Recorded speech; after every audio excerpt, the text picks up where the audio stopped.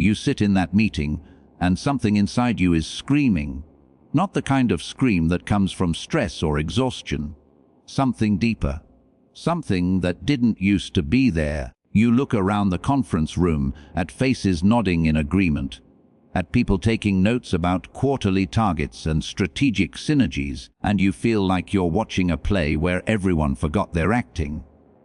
And the most disturbing part, you used to be one of them. You used to be able to do this. You used to show up, play the role, collect the paycheck, and go home without this gnawing sensation in your chest that you're betraying something fundamental about your own existence. But something changed. You woke up, and now you can't tolerate your job anymore. Not because it's hard, not because your boss is difficult or your workload is overwhelming. You can't tolerate it because every single moment you spend there feels like you're slowly suffocating your own soul. And if you're experiencing this right now, I need you to know something before we go any further. You're not broken. You're not lazy. You're not having a quarter-life crisis or a mid-life meltdown. What's happening to you is something entirely different. Something that millions of people are experiencing right now, but nobody's talking about. And today, we're going to explore exactly why spiritually awake people can no longer tolerate the corporate structures that once felt perfectly normal. So if this resonates with you, stay with me.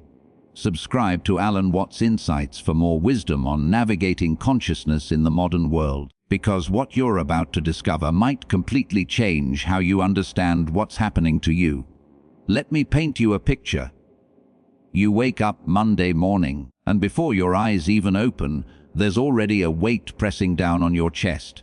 You go through the motions, shower, coffee, commute. You walk into that building, badge yourself through security, ride the elevator up, and sit down at your desk.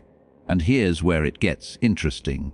Everything looks the same as it did 6 months ago. A year ago, same desk, same computer, same people. But you're not the same. Something fundamental has shifted in your consciousness, and now this environment that you once navigated effortlessly has become almost unbearable. You sit through meetings where people discuss things with such seriousness, such gravity, and you can see it now. You can see how much of it is theater, how much of it is people performing concern, performing enthusiasm, performing engagement with things that, in the grand cosmic scheme, matter so very little. And you're not judging them. That's not what this is. You're just seeing something you couldn't see before. It's like someone turned on a light in a room you've been in your whole life, and suddenly you can see all the cracks in the walls, all the dust in the corners, all the places where things don't quite line up. Your colleagues talk about career advancement, and you feel nothing. They get excited about promotions, and you feel a strange kind of sadness. They celebrate landing a big account, and you think about all the hours of human life that will be poured into something that will be forgotten in 5 years. You're not depressed. You're not cynical. You're just awake. And being awake in a system designed for sleepwalkers is its own unique form of suffering. Now, here's what nobody tells you about spiritual awakening. It doesn't just change how you think. It changes how you perceive. It changes what you can tolerate. It changes what your nervous system registers as safe versus threatening, as authentic versus false, as alive versus dead. There's actually research on this. 26% of workers identify as what psychologists call highly sensitive persons, people whose brains literally process sensory and emotional information more deeply than others. And spiritual awakening amplifies this sensitivity exponentially. Your consciousness expands, and suddenly you're picking up on things you never noticed before. The subtle dishonesty in how people communicate. The performative nature of corporate enthusiasm. The way entire days can pass where nobody says anything they actually mean. The way everyone's wearing a mask and pretending they're not. And here's the thing. When you could participate in that same performance, it didn't bother you. But now that you've tasted authenticity, now that you've experienced what it feels like to be genuinely present, genuinely yourself, genuinely alive. Going back to the performance feels like trying to breathe underwater. It's not sustainable. Your system rejects it the way a body rejects a transplanted organ that doesn't match. Alan Watts had a beautiful way of explaining this. He said that Western civilization has made a fundamental error. We treat life like it's a journey toward a destination, when it's actually music that's meant to be danced to. Think about that. When you listen to a symphony, you don't sit there anxiously waiting for the final note. The point isn't to get to the end as quickly as possible. The point is the music itself, the experience of each moment as it unfolds. But look at how we live. We go to elementary school waiting for high school. We go to high school waiting for college. We go to college waiting for a career. We work in our careers waiting for promotions, for raises, for retirement. We're always preparing for life, always postponing the actual experience of being alive, always treating now as a means to get to later. And nowhere is this more obvious than in corporate employment. You sell your now, your present moment, your aliveness, in exchange for money that you'll spend later when you're too exhausted to fully enjoy it. You trade the irreplaceable hours of your finite existence for the promise of future security. And before awakening, this trade seemed reasonable. But after awakening, you can see it for what it is. You're selling your life, not metaphorically, literally. You're taking the precious, unrepeatable moments of your conscious experience and trading them for something that has no real value in itself. Only the abstract promise that someday, maybe, if you sacrifice enough, you'll get to actually live. And here's where it gets even deeper. In Buddhist philosophy, there's this concept called right livelihood. It's one of the 8 factors of the path to ending suffering. And right livelihood doesn't just mean don't be a hitman or a drug dealer. It means your way of earning a living shouldn't cause suffering to yourself or others. It should be honest, peaceful, non-deceptive, non-harming. Now think about modern corporate structures. How many meetings involve some level of deception, some performance of certainty, when there's only confusion, some strategic positioning rather than honest communication? How many products are marketed through manipulation rather than genuine value? How many organizational decisions prioritize profit over people, short-term gains over long-term well-being, shareholder value over actual human flourishing? I'm not saying every job is unethical. I'm saying that when your consciousness expands, when you wake up, you start to see all the tiny compromises, all the small violences, all the subtle ways that conventional employment asks you to betray your own integrity. And each one of those compromises creates what Buddhists call dukkha, suffering. Not necessarily dramatic suffering, just a constant low-grade sense that something is fundamentally wrong, like wearing shoes that are half a size too small. You can walk in them, you can function, but you're never comfortable. You're always aware of the wrongness. Now let me show you what's actually happening in your nervous system. When you experience spiritual awakening, your brain doesn't just adopt new beliefs. It actually begins processing information differently. Studies on people with high sensory processing sensitivity show that their brains have more active mirror neurons, deeper processing in areas related to empathy and awareness, heightened responsiveness to both positive and negative stimuli.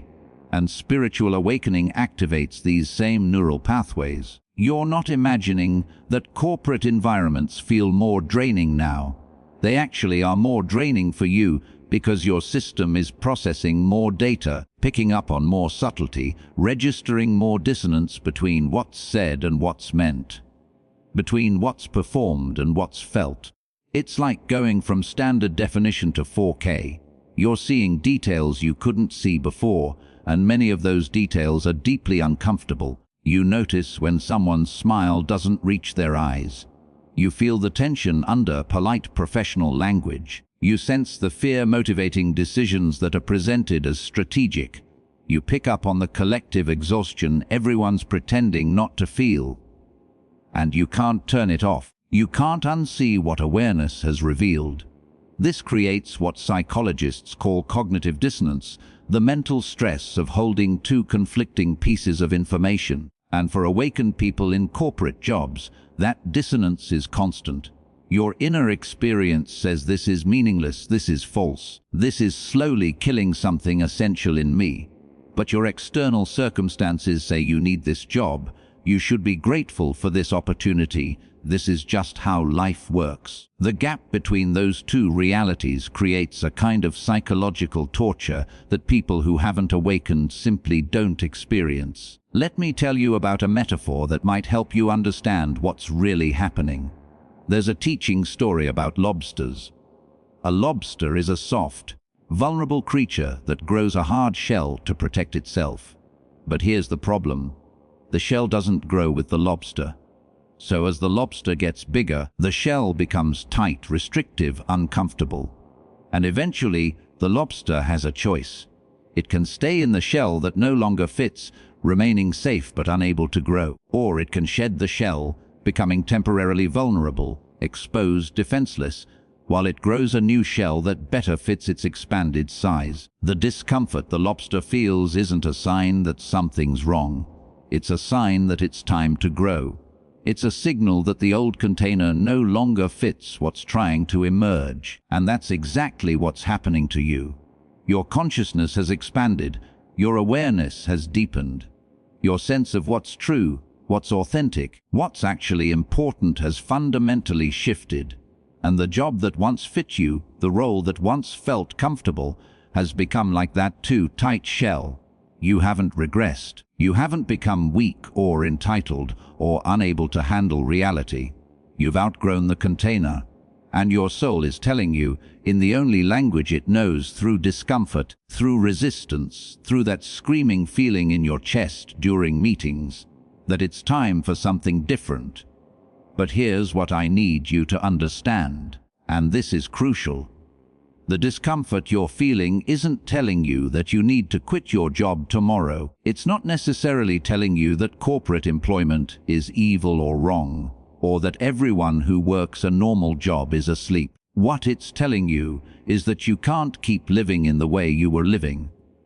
You can't keep performing the old role. You can't keep betraying your own awareness in exchange for a paycheck and a sense of security. Something has to change. Maybe that means finding different work. Maybe it means bringing a different quality of presence to the work you already have. Maybe it means accepting that you're in transition, that you're between shells, that you're in that vulnerable period where the old has been shed, but the new hasn't fully formed yet. There's no one-size-fits-all answer. But what I can tell you is this: the intolerance you're feeling, the inability to just go along with it anymore, isn't a problem to be solved. It's information. It's your system telling you the truth. And the question isn't how do I make myself tolerate this again? The question is what is this intolerance pointing me toward? Let's go deeper into what Alan Watts understood about this. He talked about how we've created what he called nonsense employment. Jobs that exist not because they produce anything valuable, not because they serve any real human need, but because our economic system requires us to be employed. We've built a world where your worth is measured by your productivity, where you have to earn your right to exist through labor, where not having a job is seen as a moral failing rather than simply a circumstance. And so we create more and more jobs, many of them essentially meaningless, just so people can participate in the system. And before awakening, you could participate in that system without too much existential distress. But after awakening, you see it. You see the absurdity. You see people spending 40, 50, 60 hours a week in jobs that they know deep down don't really matter, generating PowerPoints and reports and strategic initiatives that will be forgotten next quarter, playing a game where everyone knows the rules are arbitrary, but everyone keeps playing because nobody knows what else to do. And you can't participate in that game with the same innocence anymore. You've seen behind the curtain. You've realized that the emperor has no clothes. And now every moment you spend pretending otherwise feels like a betrayal of the truth you've discovered. There's something else happening too. Something about time. Before spiritual awakening, time felt relatively abundant.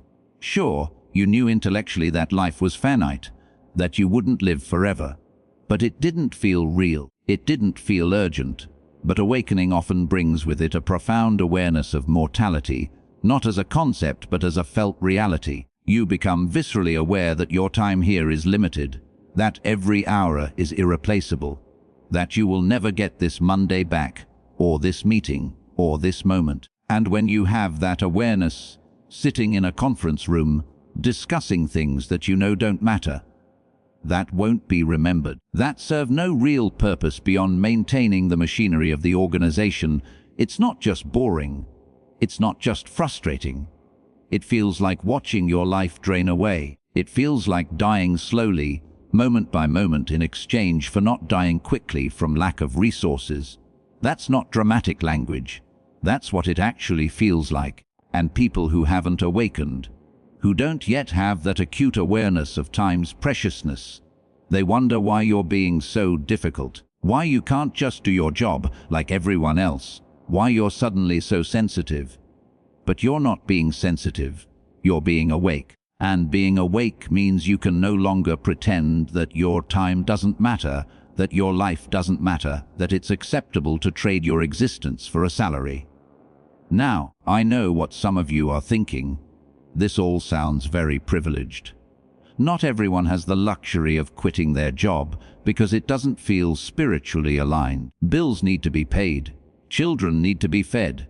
And you're right, that's absolutely true. And that's why I'm not standing here telling you that the answer is to walk away from your job and follow your bliss and trust the universe to provide.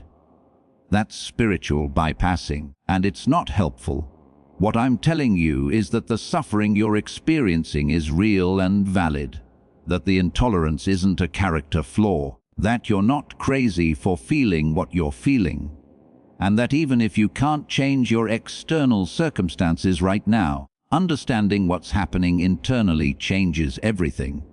Because when you understand that your discomfort is actually a sign of growth, that your intolerance is actually expanded awareness, that your inability to just go along with it is actually your soul refusing to be compressed back into a container it's outgrown, then you stop fighting yourself. You stop thinking there's something wrong with you.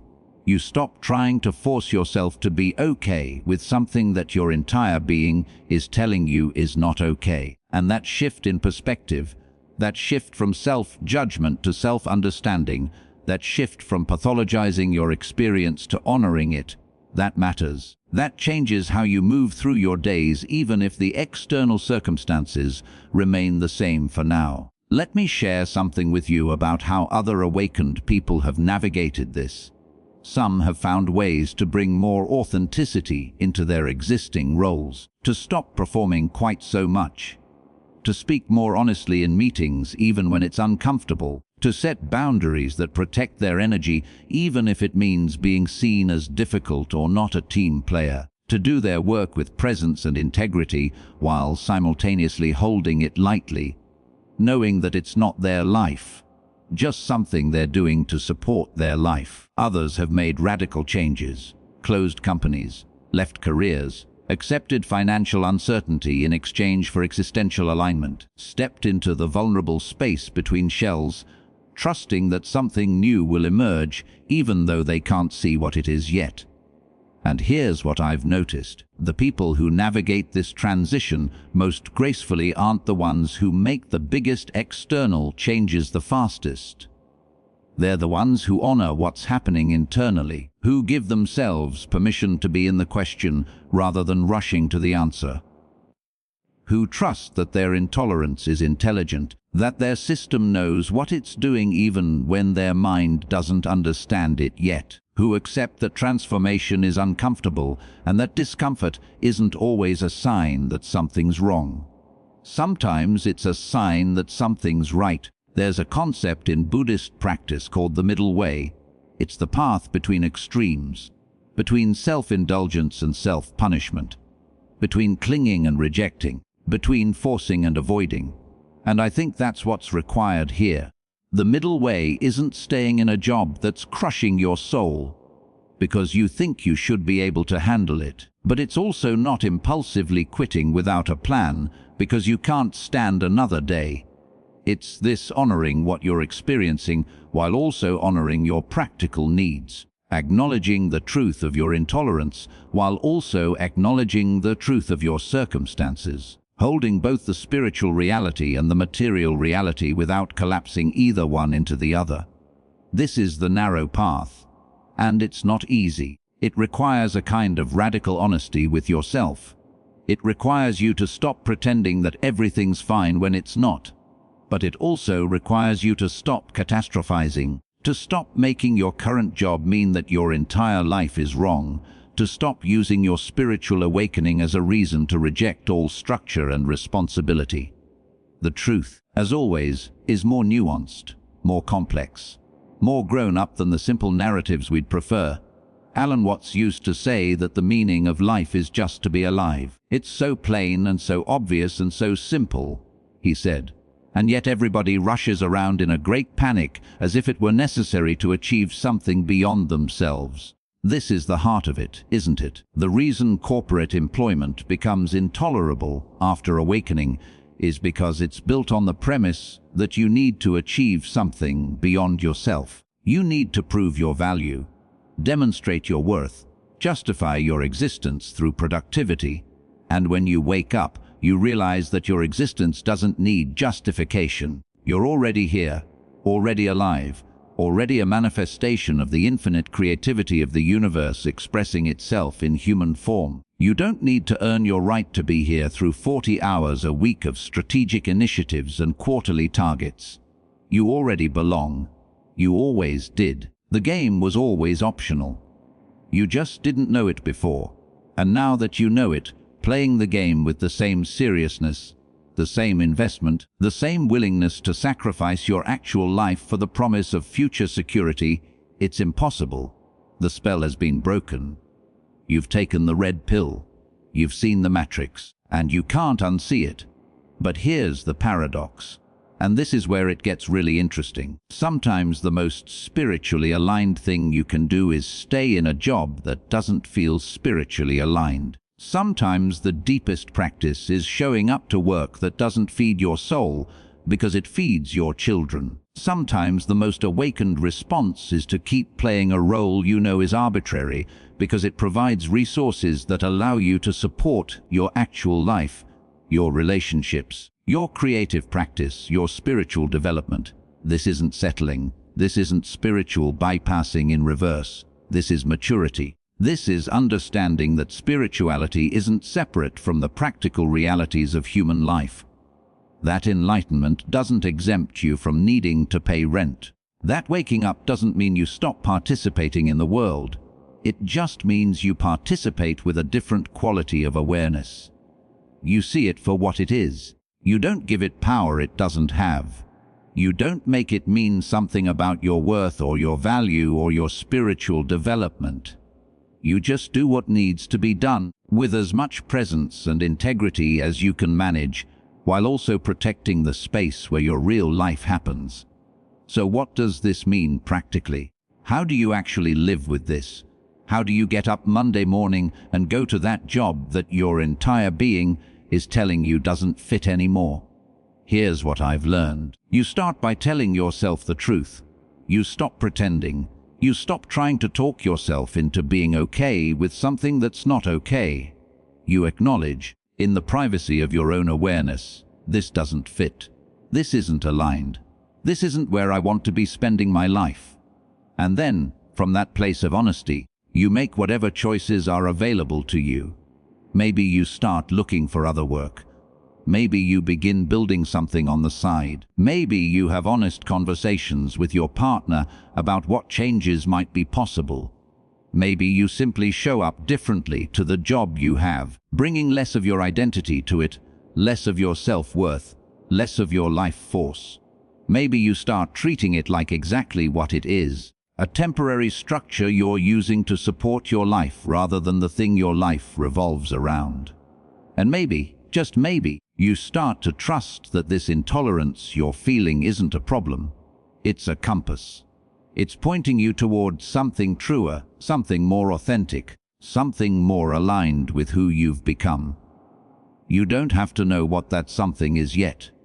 You don't have to have it all figured out. You just have to trust that your system knows, that your soul knows, that the lobster knows when it's time to shed the shell even before it knows what the new shell will look like. This journey you're on, this transition from being able to tolerate conventional employment to finding it almost unbearable, it's not comfortable. Nobody's pretending it is, but it's also not a mistake. It's not a detour. It's not evidence that something's gone wrong with your awakening. It's the awakening doing exactly what it's supposed to do, waking you up, making you aware of what's true, making it impossible for you to keep sleepwalking through a life that doesn't actually fit who you are. And yes, that creates problems, practical problems, financial problems, relationship problems. But those problems are invitations, invitations to get creative, to find new solutions, to discover capacities you didn't know you had, to trust yourself and life more deeply than you ever have before. The old shell is broken. That's not a tragedy. That's transformation. And transformation, by definition, means you can't stay who you were, can't live how you lived, can't tolerate what you once tolerated. The caterpillar doesn't get to stay a caterpillar once it's begun dissolving in the cocoon. And you don't get to stay who you were once you've awakened. That's not how this works. So if you're sitting in that job right now, feeling like you can't do this anymore, feeling like something essential in you is dying every time you swipe your badge and walk through those doors, I want you to hear this. You're not alone. Millions of people are experiencing exactly what you're experiencing right now. This isn't personal pathology. This is a collective awakening. And yes, it's messy. Yes, it's uncomfortable. Yes, it's creating all kinds of practical complications. But it's also necessary. It's also beautiful. It's also evidence that something real is happening, that you're not just consuming spiritual content for entertainment, that the awakening isn't just a concept but an actual shift in how you experience reality. Trust it. Trust what you're feeling even when it's inconvenient. Trust that your intolerance is intelligent. Trust that the discomfort is directional. Trust that your soul knows where it's trying to go even when your mind doesn't understand the path yet. You've outgrown your shell. And yes, that's uncomfortable. But it's also exactly what's supposed to happen. Growth doesn't feel like comfort. It feels like this. Like tension, like pressure, like something pushing against your boundaries until they break. And once they break, once you shed what no longer fits, there's space for something new, something bigger, something truer, something that actually fits who you've become. The path ahead isn't clear. I can't tell you exactly what you should do or when you should do it, but I can tell you this. Keep listening to what your system is telling you. Keep honoring your experience even when it doesn't make sense to others. Keep protecting your awareness even when the world asks you to go back to sleep. Because what you're experiencing isn't a problem to be fixed. It's a transformation to be lived through. And on the other side of this transformation, when you find your way to work that actually fits, to a life that actually aligns, to a way of being that honors who you've become, you'll look back at this uncomfortable period and see it for what it was. Not a breakdown, but a breakthrough. Not the end of something, but the beginning. So if you found value in this exploration, if this helped you understand what you're experiencing, subscribe to Alan Watts Insights. Share this with someone who needs to hear it. And remember, you're not broken. You're not lazy. You're not failing.